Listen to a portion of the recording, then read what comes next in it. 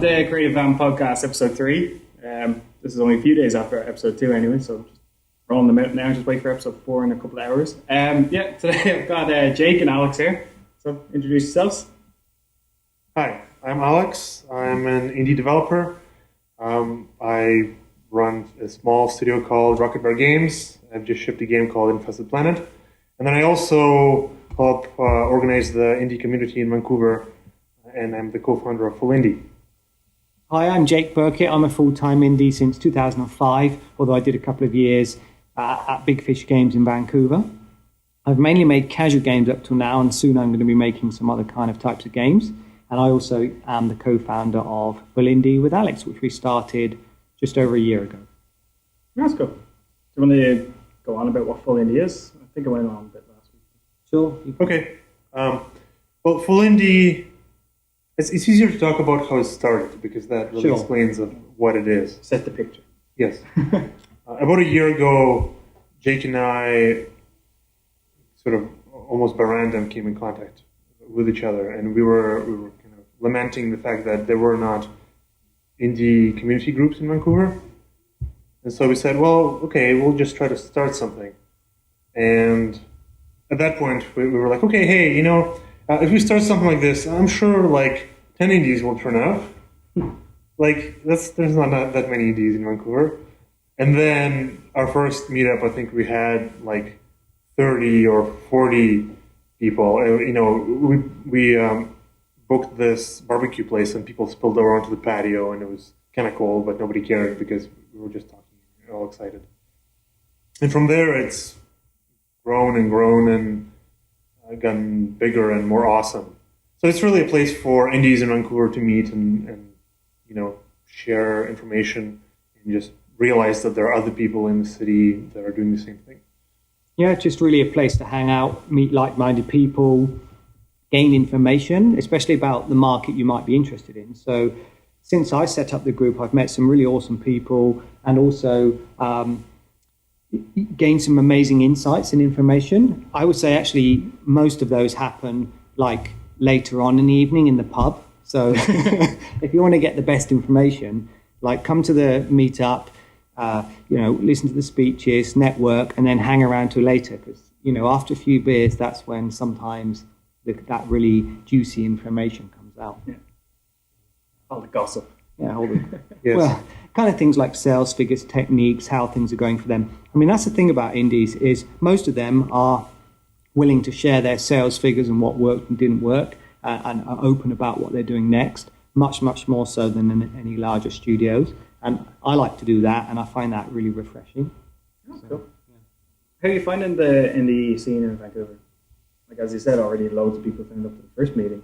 Yeah, but it's gone crazy now. Full Indie's got over 500 members on meetup.com, and we get like 100 people sign up to each meetup. So easy, isn't it? Yeah, it's crazy. Now, the thing is, they're not all indies. You've got a mixture of people there. You've got full-time indies, part-time indies, students, people who are interested in being indie.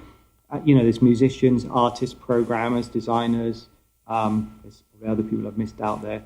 So there's a whole bunch of different people. And some only turn up to one, and then there's also a core group that do sort of turn up to everyone. It was pretty cool, basically. I was very surprised that there were that many people here, and I'm really enjoying meeting with those people and hanging out with them. You just had your first birthday as well, wasn't it? The first Full Indie birthday. Oh, yes. Yes, we started it in April, May? May, I think. Yeah. I think our first tweet message, it was like April 22nd. And then it started from there. Yeah, definitely. The thing that always surprises me about, I don't know why, but every time I find out that another like indie studio is in Vancouver that I heard about before, but I didn't know they're in Vancouver, I get this little bit of surprise, like, oh, wow, another indie is here. So I guess I'm always surprised by how awesome our community is and how much bigger it is than I expected. Yeah, and indies are moving here as well. There's Chevy, he moved in, for example. So different people kind of move into this area. And more people are going indie all the time, right? Leaving sort of larger companies, or students going straight into being indie now. Previously, a lot of the game design students wanted to just become, QA or designers at, larger companies, but some of them are seeing it's a viable option to go indie because of all the different platforms there are now, and the ease at which you can make games with all the tools that are out there. So I think that's pretty cool. Yeah, so talking a bit like this with students and stuff, like people wanting to go indie and stuff, like what do you think like the best, like you mentioned there, some of the tools, like almost all of them are some form free. What do you find like the best ones for like using this? Alex, you're a programmer mainly, isn't it? I like to think of myself these days as a game designer who also is good at programming. Oh, okay. Because programming is the how skill, right? It helps you get things done, but it doesn't really say anything about what you want to get done. And the cool thing for me about being indie is the things I want to do, not how I get them done. Yeah. So that's So sorry, you were asking like tools wise? Yeah, it's like what's your favorite tools for you working? I am kind of a bad person to ask, to be honest. I use C++. Yeah. You know, I'm kind of old school in that way. And so I'm every time I go to a game jam, I'm kind of very envious of people who are like, hey, I'm using Unity. And, you know, I'd be like at a game jam in Victoria, you know, like Andy Moore would be running, and I'd be like, hey, I got a box to draw. And then Chevy would be near me. It's like, hey, I have dragons flying on the screen. And he'd go, oh, you know. So, I don't know. I am sort of a bad person to ask. I mean, there's a lot of tools there. You know, like Unity is huge now. Flash, I've used a little bit, which are great. It really depends on what you want to do, I guess. Yeah. So, I think I'm also a bad person to ask. I mean, over the years, I've used many languages, but since maybe 2005, I've mainly been using a language called Blitz. In fact, there was Blitz Plus and now Blitz Max. And the reason I use that is it's very quick and easy to make stuff happen, right? So it handles all the kind of lower level stuff for me. And I mean, I've been there back in the day programming assembly and making all the chips do all their stuff on the Commodore 64 and the Amiga. And it just takes ages and crashes a lot. So I really like to use Blitz Max because it's easy and my ideas can come to life quicker. I have used Flash also when I was at Big Fish and for game jam since and stuff like that. And yeah, it's very handy and easy to use. I haven't got into Unity. I mean, certainly the fact it's cross-platform is pretty damn awesome. Yeah. And, you know, people are very productive in it. So, yeah, I guess I use a very obscure language and Alex uses traditional C++. But the advantage actually of that is if once you have a really good engine, if you do want to go cross-platform, you can, in theory, make that happen easiest from C++ than any other. Like from Blitz Max, I can't make it go cross-platform, right? That is unless you start in something like Unity, of course, right? So. Yeah, I mean, my game is cross-platform between Mac and PC. And I suppose if I did some, you know, extra technical legwork, I could also have work on iPhone and stuff like that. Yeah. So it's just there's a lot of inertia when you're using C++. Yeah. One thing I'm about to start using is a thing called Monkey, which is also by the people that made Blitz. It's called Monkey because it can clamber over multiple platforms. And what they really mean is you write the code once and then it spits out source code in HTML5, Flash, Java, C++ for PC and Mac, Objective-C, loads of stuff, right? Yeah. So you can make one game and it will run online on mobile and as a download. So that's pretty cool. Well, it's in its early stages, but I'm definitely going to try that out because I know some other indies who make casual games who've very successfully done that. So yeah, that's pretty cool. So actually, do you want to talk about games like you're making or just releasing? Yeah. Sure. I can talk about Infested Planet. Infested Planet is a real-time, tactical, strategic-ish game. The basic idea is that you're commanding a team of 5 guys, 5 space marines, and you are fighting an alien horde of 100,000 aliens. So there's a you know, kind of a against all odds type of mentality, and you know that's one thing. Is just the huge disparity in the enemy that you're fighting because you know you're using all these technical tools, you're building automated turrets and stuff like that, and the aliens are organic, and what they can do is they can mutate.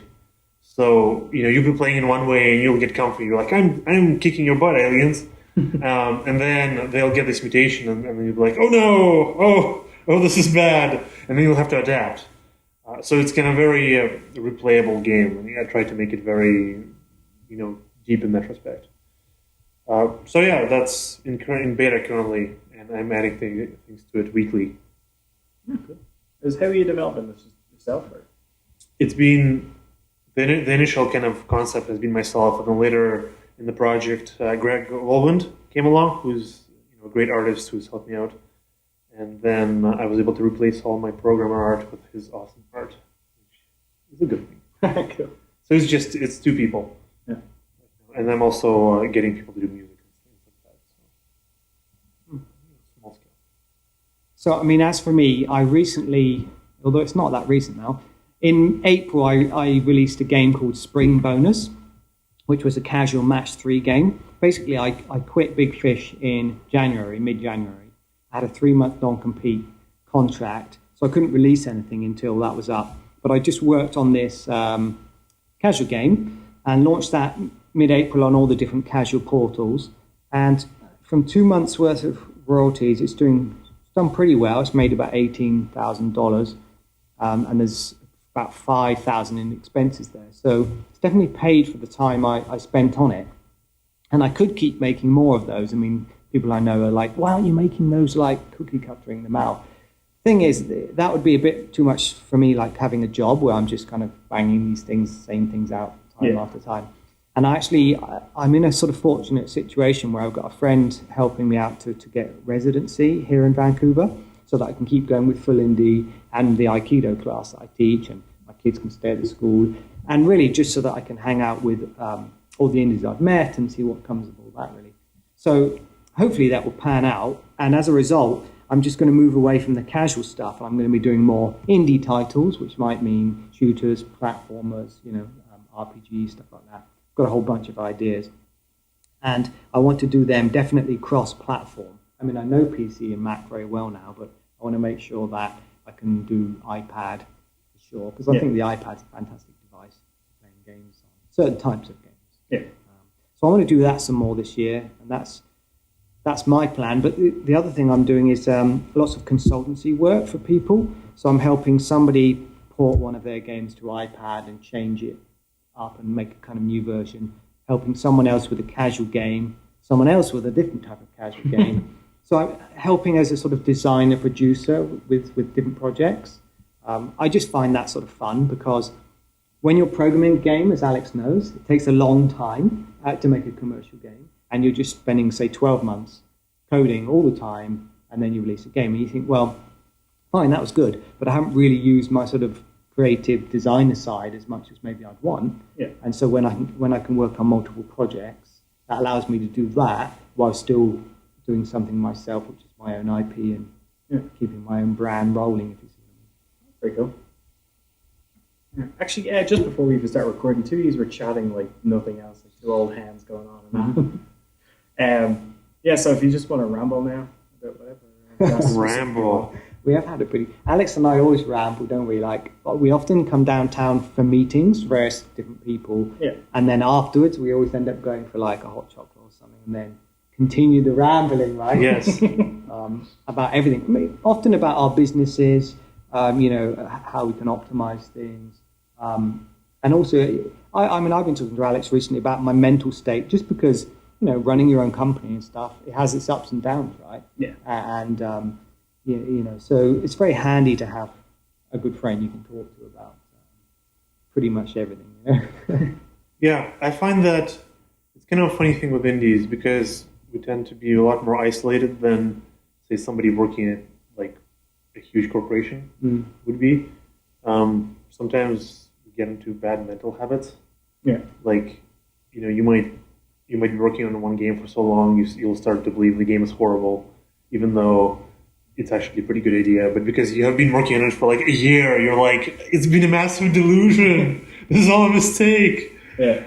Or, because you're working alone, you spend a lot of time indoors and you get kind of depressed because it's like, ugh. So, one thing, it obviously helps to talk to people just because talking to people is awesome.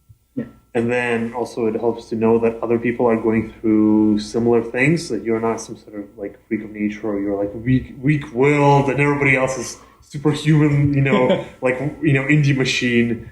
I would like to be a superhuman indie machine, but no, right? Like I think even like the best indies sometimes get discouraged and sometimes don't feel like working and all those things. Mm-hmm. It's just that a lot of times people don't talk about it. Yeah, or post about it. Yeah, because it's not like a natural topic. Like, hey, I got nothing done today. Yeah. What's up? I thought you should know. I just laid around all day, thought I should work, didn't do any work. Yes, felt bad about it. I played like until like 5 o'clock in the morning Space Pirates and Zombies yesterday. I didn't post that on Twitter. Well, you know me, I would. Right? Yeah. Yes, but so that helps because sometimes, and I guess. Don't consider myself like a successful indie yet because I don't have like barrels of money to like throw around yet and say okay I can continue doing this. It's all still very much up in the air. So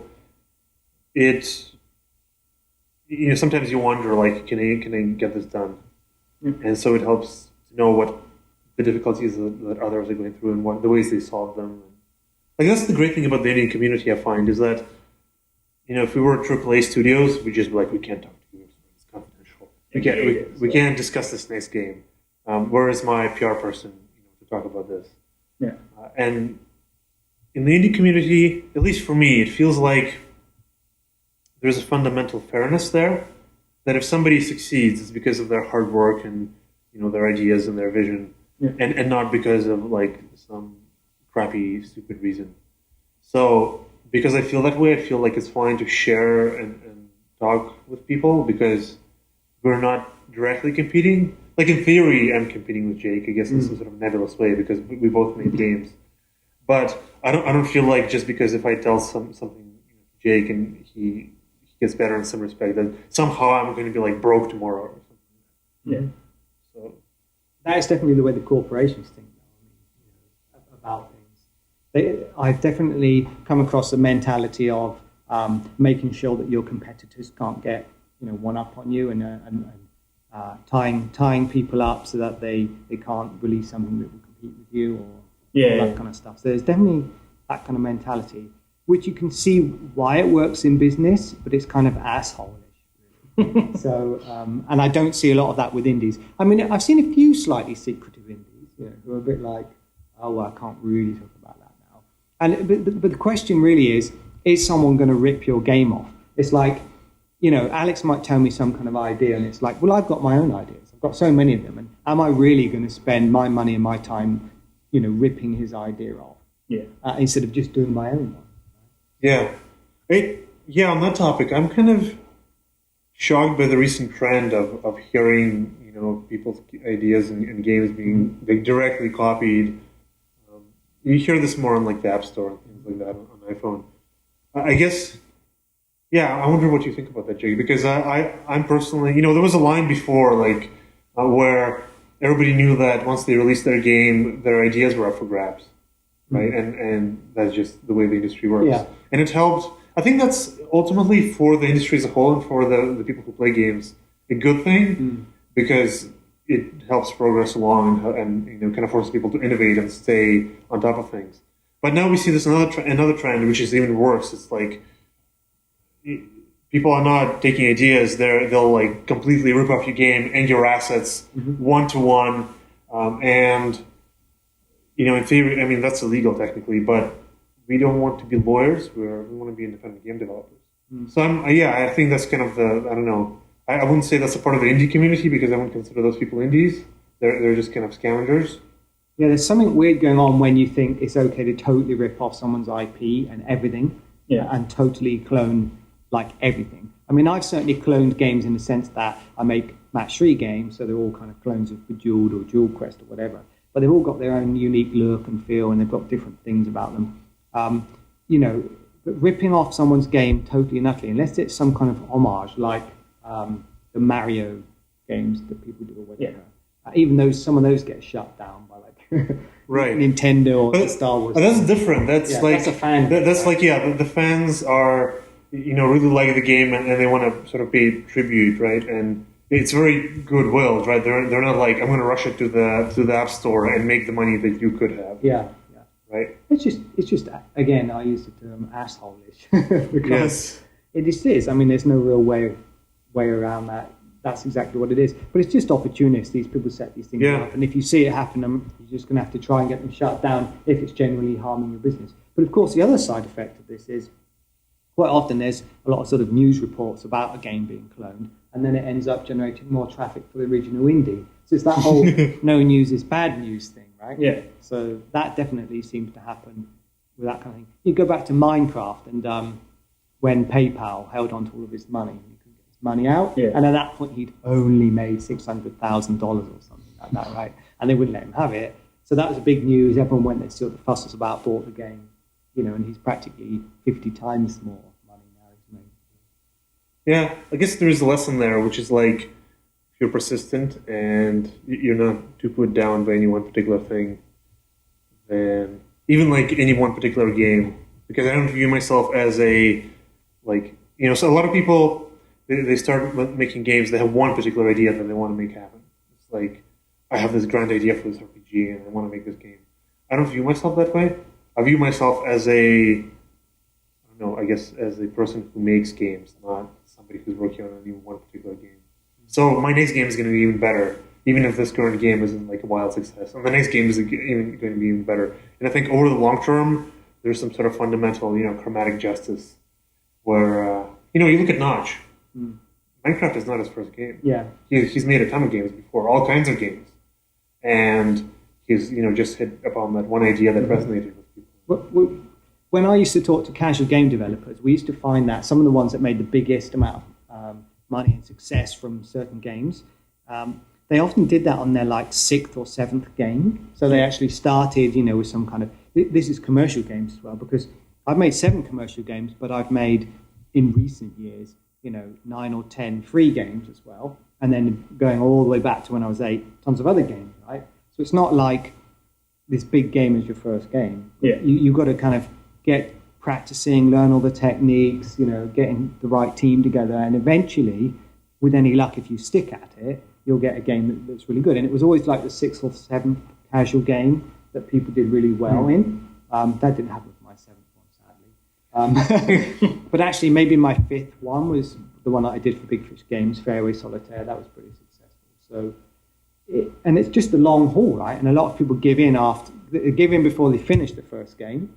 So, I'm telling people, if you're working on your first game, don't give in, but finish it and get it out the door. And when you do, if it doesn't sell very well, don't worry, nor does most people's. So, make another game and keep going. And for each game release, people drop off at each sort of game release. And it's only a few people who are left around who have made 5 or 6. And by then, they're understanding how to do it properly, hopefully. Yeah, I think the first game is kind of a huge barrier because you learn so many things. I mean, when I was releasing the beta of Infested Planet, I was coding up to the release day, and then on the day of the release, I was, setting up all the payment infrastructure and like the way that people could give me money. This is not the way you want to conduct your business. You don't want to be like, I have no idea whether this will work, and trying to string it together with duct tape and wire. So there's a lot of, don't want to say superficial work, but I guess you have to differentiate between sort of hard work in the sense of just putting the labor in there and hard work, like creative and conceptual work. Right. So a lot of the things that you need to be successful as an indie are labor intensive, and you have to figure them out. Like you have to figure out how to, say you're selling direct, right? How are you going to take people's orders? What is your schedule going to be like when you answer people's questions, when they have support problems? Just kind of optimizing your website. Those things require labor, but they're not, like anybody can figure them out if they stick with it. Yeah. So once you have all of these things figured out over several games, then you're actually free to, do the stuff that matters. Well, yeah, and that's true, actually. I mean, I developed a game framework back in 2006, and then for each game I improved upon that framework. So now all that stuff that I need is in place, and I don't need to do boring technical crap. I can just focus on getting the game done and plugging the assets in and stuff like that. So having some kind of technology that evolves over time is extremely useful, as long as you don't spend years on the engine and never release a game. That's another trap that people fall into. Yes, I'm familiar with that. I learned to program in C++ like when I was 15 or something like that. And then before that, I was mucking about with BASIC and Logo. And the funny thing is, in all that time, between like for 10 years or something, or even more, I did not complete a game. I had a lot of cool technical projects. I had one thing that was kind of like a game, but had no like balancing, was not an actual game that you would want to play. And it was only when I was inspired by Petri Burho and his his blog, and he kind of was doing these 1 week games, that I said, wow, it's possible to finish a game in 1 week. That is mind blowing and awesome, and I'll try it. Yeah. And it's only then that you start to get experience. And then before that, until I wasn't actually like a game developer, I was just a guy who was monkeying about with technology. Yeah, I actually did the same for 22 years, so don't feel bad. I mean, I started when I was 8 and I released my first commercial game when I was 30. Right? So it took me 22 years to launch something. Probably because I got stuck doing business software for 9 years in between. Right? But although I guess as a kid, I probably finished some games as a kid. I used to go and see a friend every weekend, and we basically did game jams every weekend and made a different kind of game. Yeah. But a lot of them were never finished, and I doubt that they were not the sort of game you could give to someone and they would have that much fun playing. Or you'd play it for literally 5 minutes, and there'd be large parts missing. You're not like Justin Smith, no. who could for like 5 minutes like code something up and be like, okay, it's good. Yeah. So I definitely think that releasing your first game is a very big hurdle. But once you overcome that, as you say, you learn techniques. I mean, for my casual games, some of the stuff I had to do was like do all these special builds for all the different portals and sign all these contracts and do all this like really boring crap. So I had to put them all in a giant spreadsheet and just kind of tick them off when I'd sent them their builds or sign their contracts and all this kind of stuff. Yeah. But the first time round you do that, it's just a real massive pain in the ass and unexpected. Like, well, hey, I finished my game and now I've got to spend like weeks of drudgery making these special builds and signing things and all this kind of faxing off 40-page faxes to Russia and stuff. And then never making any damn money anyway from that, right? Because it was also a complete crapshoot as to whether... I mean, I've had one portal recently, make maybe 1,000 times more than another one, right? So, and you don't know how much they're going to make when you first contact them. They all tell you they're brilliant, right? And then you try them out. But over time, of course, you do get to know which ones are the best ones. You get to know how to do all that boring stuff. And you've got that down to a T, so you can do it really quickly and efficiently. You know if you ask other indies.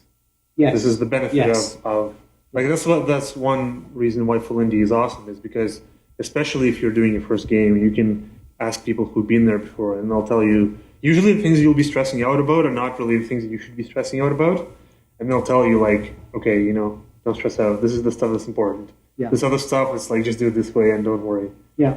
So I think for casual, I gradually figured all that stuff out for casual games, but for indie games, yes, the community has given me a lot more information, head start, that I couldn't have had otherwise. So my advice is if you want to meet the best indies and get the best advice is start an indie meetup group. So if anyone's listening and there isn't one in your area, start one, right? Because, seriously, you meet a lot of people. It turned out in hindsight. Or even if there's one already, if you're like, damn it, somebody's beat me to it, you should find that person. You should offer to help them. Yeah. Because my understanding is that a lot of these things that run kind of like full indie is, it's not like some sort of great big corporation that is organizing things. It's just some guys who are willing to spend their time, and they're probably doing their own thing as well, and they're like, I'm shipping this game, oh no, I need help. And nobody's offering to help them because everybody else is doing their thing, or everybody else is assuming that they're fine.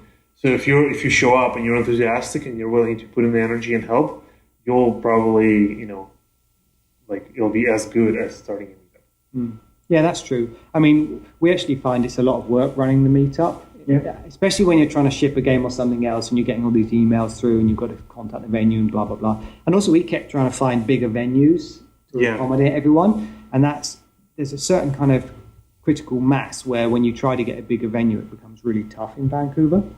So that's why we're sticking to the pub and saying, look, 80 or 100 people max can turn up. Yeah. And that's easier. And we've gone through all the kind of figuring out the technical stuff and also how to get speakers to talk for the right amount of time and all this kind of stuff. Still not got that down to T, but we're getting there, right? Yeah. So there's a lot to be done actually running a group like this, more than it looks on the surface. And so we need our helpers, and we've got some awesome helpers at the moment. We've got Chevy, Ola, Sue, Jason all helping out, Rainer and Sean. So there's, 8 of us? Yeah. It's, Jake, I would say it in some ways it's harder than you would think, but in some ways it's easier than you would think. There's a lot of stuff behind the scenes that you might not think about, but I would not say I'm some sort of like natural, fearless leader of men or whatever, right? And yet we have this group started. So in some ways, all you need is enthusiasm and to get the ball rolling and to kind of do the work that nobody else wants to do. Find the venues. Like, it's not hard to find a venue. All you have to do is very simple. You think of where you want to meet, downtown. You find all the places that may be amenable to hosting a meetup. So bars, pubs, whatever. For free, most of them. Yeah. You write down their addresses. You go there. You say, "Hi, can I host a meetup here?" Right? And they'll say, "No, go away." Yeah. And they'll say, "No, sorry." And then one of them will say, "Okay, that's fine, but we want $2,000." And then eventually one will say, "Okay, no, that's great. Let's do it."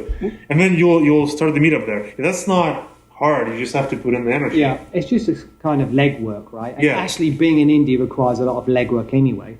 In fact, on a completely tangent topic here, last year I did an indie grouse grind where I got some indies together and I said, "Who wants to do the grouse grind?" I don't know if you know what the grouse grind is. Yeah, that's totally listening. So there's this mountain near here called Grouse Mountain, and basically you can walk up it, hike up it, and I think it's about 850 meters from the bottom to the top. And people try and do it, in crazy times. They run up it and stuff. And it's extremely tiring. It's just steps all the way up. So I got some indies together and we all kind of did that. You came along, Alex. And really, partly it was just because I wanted to try it myself. But it was like, is an allegory the right word for being indie? Because finishing a game is a massive grind and requires a load of stuff that, I've done all the fun stuff and now I've got months of kind of the other slightly less fun stuff. It's all fun to a certain low level, right? But there's a lot of hard work in there. So doing something like a grouse grind teaches you in a short space of time, do you have the mental sort of power to kind of push through. So that was fun. I think you have to be stubborn. Yeah. Like Festive Planet was supposed to be, I went to India a year ago. Like I quit my job. And they said, "Okay, let's do this." And it was supposed to be a 3-month project, partially to help me figure out all the nuts and bolts of going indie. And then it turned out into a 1-year project because, of course, I love to add features, and also I'm sort of a perfectionist. And then, I could have given up at any one point because it's like, boy, this is harder than what I thought. But because I'm kind of, stubborn, and that's actually what got me in trouble in the first place with Planet, because I couldn't kill it when it should have been killed. Yeah. I'm like, this game is going to work, damn it. Or I'm going to die, but it's going to work. And eventually you do enough work to make it shippable. I think a big factor in that is deciding what your primary, your primary activity in life, or what you derive meaning from. So if it was just a part-time thing for me, if I was working somewhere else, I could have just said, well, it was a hobby anyway. Like, I'll do something else. I'll go see a movie. Yeah. But because I had invested so much psychological energy and meaning, like if this game, if it failed horribly, this would be a reflection on me. Then I couldn't just drop it. So I think it's just kind of, putting yourself into that mental space where you have to finish something. Yeah, I think I would agree with that. You have to have a certain mindset. You want to get that thing out there. I'm the kind of person who's always tried to kind of master different things. Like, as I said, I teach Aikido. I've been doing that for 14 years. I play the guitar and stuff like that. And yes, full-time games, I want to make sure that my games are good quality. I actually don't want to bang out crap. People out there are probably saying, well, match threes are all crap. Well, I like them, actually, and I quite like them, and I put a lot of effort into making mine good and well-polished and stuff like that. So, it's got my name associated with it, and I want to make sure that what I put out is good quality. And maybe you wouldn't be doing that if it wasn't, your full-time job. I can't say that for sure. I mean, some hobbyists for sure, they bang out some amazing stuff, right? But you do have to have that pride in your work. It's less likely. Yeah. I think I've worked with a lot of people who just kind of a team's thrown together and they started very enthusiastic, but then, real life sets in. And stops them from giving it their all, right? Yeah, because they don't. It's not priority number one for them. It's not. It's just something they do on the side, and so eventually, people start to drop out, and then, the project starts to slowly suffer. It's really bad when programmers drop out, especially if they're like a lead programmer, because the next guy who comes on, if you find another programmer, he'll be like, "Oh, I don't care what this previous person did. I'm going to start from scratch," and then you sort of get into the Duke Nukem spiral. Yeah. But also conversely, I mean, I have seen, again, businesses making games who are prepared to put out lesser quality things because they just want to bang them out and make the money. There's a certain point where maybe some cynicism kicks in. It's like, I've spent all this effort on this game and it flopped. Now I'm going to do things quicker and just kind of cut corners a bit. But there's a certain point where it's sensible to cut certain corners. And I'm learning the saying is like games are shipped but not finished. Yeah. No game is finished. Every game that you go to a store and you see on the shelf has a bug list in the hundreds. I guarantee you, right? If it has professional, QA behind it, it has a huge bug list, and it was shipped with that bug list. And the guys who shipped the game knew about it. Games are strange. Sometimes you just have to decide, I'm going to ship this game, and the next one's going to be better. Actually, I was going to say earlier, I just remembered, this is the way my brain works, that I think making games in itself is a game, right? It's a game of like mastery of becoming good at making games, right? Yeah. So I've been reading this book recently, a friend of mine lent me, Drive, and it's all about motivation. And I've heard this stuff in various different ways in the past, but they talk about mastery, autonomy, and purpose, right? So when you're making games and you're learning how to make them, you're mastering becoming a better game designer, better programmer, better marketer. You're mastering becoming a better business owner, right? Autonomy is just being able to choose your own thing. And if you're an indie, you totally get that. Purpose is the tricky one. So, maybe if you just like games and you're having fun, actually maybe that's purpose enough. I don't know if you have to have a deeper meaning like helping the world or something or the other with your games. I'm still interested in exploring that and what my purpose is. But the other two, making games is a game in itself. Getting better at them and making money. I mean, I have this spreadsheet where I track all my games and the amount of hours I spent on them, the amount of sales and money, and I love updating that spreadsheet. It's like my RPG, I go in there and I add another number and this number goes up and I've leveled up in this game or that game. And so for me, that is like my core of my whole business is making the numbers go up on this spreadsheet. And all the other things I do affect that in some way or another. So Excel is your best game. It is. Yeah, I joke that Visual Studio is the most replayable game I've ever played. I don't know. I really love the interaction with customers and fans aspect, and I've grown to like it even more since I released the game. Yeah, it's actually I'm kind of somewhat cynical by nature. Like if you ask me about like politics and whatever, like where. Yeah. But this has kind of restored my faith in humanity because. Yeah, I think like people are fundamentally honest and good if you connect with them on a personal level. Yeah. And a lot of times when you see people sort of acting stupid on the internet or being insensitive or whatever is because they don't realize that there is an actual human being behind the message that they're responding to. Yeah. So when you take the time to be an actual human and not just kind of a PR robot, then suddenly people become nice. I've had. This is kind of an interesting story. I've had somebody send me a message saying, I really like your game, but I can't buy it because I'm in Russia and my employer hasn't paid me since May. Yeah. And I was like, oh no, this person has been paid and they're thinking about my game. This is kind of awesome, but also kind of horrifying.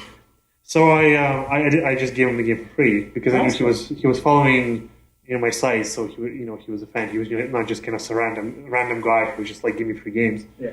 And then he was so thankful. He actually got his friend to buy it, right? Even though he didn't have to, because I just said like whatever, just like pay me whenever you feel like it. Yeah. So yeah, people like, I guess you should give people more credit because they can surprise you. Yeah, I do get a lot of emails actually, and I really enjoy them. And most of my emails are from sort of middle-aged to older ladies actually, because they're the people who they play casual games, right? So like I had a letter recently from a retired lawyer who was really enjoying my game, and I told them about other games I made, and she bought some other ones, which is pretty cool. She asked me like, is this a hobby or do you do this full time? I said, no, this is it. This is how I pay for my family and stuff. Right? Yeah. So we get some pretty interesting emails through, and I'm always quick to give someone a refund because people do stuff like buy 2 copies by accident and stuff like that. Yeah. I'm always very quick to do that. I would say it's never worth arguing with a customer about money or refunds ever, because it's just like it gives you a bad vibe, it gives them a bad vibe, it wastes your time, blah blah blah. Just like hit the refund button, right? So that's pretty interesting. I also got this email from this guy who played one of my Christmas games, Holiday Bonus, and we started off sort of fairly normal, and then like one of the later emails, he was saying basically he loads the game up every year and plays it before Christmas, and he cries when he plays the game, and it actually gives him such a strong feeling about Christmas. Maybe it reminds him of his childhood or something, but I'm guessing it's good crying. I didn't really go into too much details. But every year, it gives him such a strong feeling and meaning. He asked me if it drives him into despair because it's so hard. I don't know. It's like this one level that he can never beat. I didn't make it too hard. It's definitely winnable, that game. But, that's... Wow, I made a game that somebody has that big effect upon people. But when I made the game, it did feel very special to me at the time. And it was near Christmas. I've got small kids and all this kind of stuff. And I really tried to put a Christmas vibe in. The artist did a fantastic job, and so did the musician. And it all came together, and I thought, holy crap, this is really good and Christmassy. And a lot of people have told me that many times. And, the fact it can have that big effect on someone is really interesting to hear that and get those kind of emails through, right? Yeah. Another interesting thing about releasing a game is you actually develop a superpower. And your superpower is you're able to make somebody's life kind of awesome by giving this game. Because most indies... well, actually, I shouldn't say most indies, but at least people who sell things don't think about giving things out for free. Whereas the way I think of it is this way: like, yes, I have to make money, but also, additional copies of my game don't actually cost me anything. Yeah. So if I can balance these two things out, if I can make somebody's life better by just like shooting them a copy of the game, like I sort of regularly do this with other indie developers. Just like, here you go, right? And it's kind of awesome because then you get emails. People are happy about it, right? Mm-hmm. So yeah, it's I don't know. It's like the ability to create something is actually really special. And I don't know. Maybe if I was like a musician and I would be able to just like whip out a guitar and play an awesome music solo, it would be the same. But instead, I have to make a game for a year, and then they can email it to people. So it's a bit different. Well, you hit on something there, because I do play the guitar, and the thing with creativity is it comes and goes in different waves, and sometimes you have an urge to kind of create something now, and playing the guitar is a really good way to just do that. Because most of the guitar I play isn't other people's songs, and sometimes it's not even. Sometimes I play stuff I've made up. And other times I just ramble and play weird random crap. It's like a stream of consciousness guitar or something. But I find that really productive. Also, blogging is another way you can be creative and get some kind of output quickly. Obviously, the artists well understand that. And making a game is like a much bigger, longer project. But, you do feel really proud. I think what people don't realize is that the amount of work that's put into a game is like writing a novel or writing several novels. Like we think about, writing some like a fantasy trilogy being a really big accomplishment or something like that. But you look at how much work went into some games, and it's as hard as writing a fantasy trilogy or something like that. We don't really equate it to that, but it was kind of an interesting parallel for me to make. How are we doing for time, John? I guess we're running low. We're about 45 there. That's the perfect time. Just want to describe what you've been drawing. Okay, yeah, this is the thing. We've got these extremely pungent Sharpie markers, and we've been drawing these weird things while we've been talking. So I've made a kind of trippy pattern, I guess is the best way to describe it. This is going to be like psychoanalyzed. Yeah. So I don't know if it's going to go online or what, but yeah, I've made some kind of weird swirls with patterns in and stuff just as I've talked along. It's actually hard to draw and talk, so I only drew when Alex talked, and then I could totally ignore him. I try to sort of pay attention to both. I don't know how successful. What did you draw? You will decide when you hear the podcast whether it was relevant to what people said previously. Let's see what I have. Let's try to identify this. I have things here. I have a number of things. I have a tree, which is kind of stylized. I have a robot, who's kind of in the futuristic suit. Like, I have a bird who's just found an apple, and the bird is like, "Ooh, apple!" I have there's a I think a famous Japanese woodcut where a wave is sort of engulfing Mount Fuji, and I've sort of had something like that, except not as awesome. Yeah. I have a guy who's puzzled and is staring at a pyramid. And then I also have a little castle on the hill. There we go. It's something for everybody. Bits of everything. That's cool. Yeah. Anyone else you want to talk about, or you're kind of happy for now? We're probably just going to go and continue talking. Yes. Yeah, I know you can keep going. You probably have to decide where to stop us. Yeah, we're going to continue to talk in the cafe or something. Yes. Right, so. Good. Well, thanks for inviting us round, John. It's nice to see your place right smack bang in the middle of the shopping district. Thank you for giving us the opportunity to ramble. Yeah. We hope on air. Yeah, we hope that everyone found something of use in there, or maybe it helped them go to sleep. Yeah. Okay, cool. Thanks.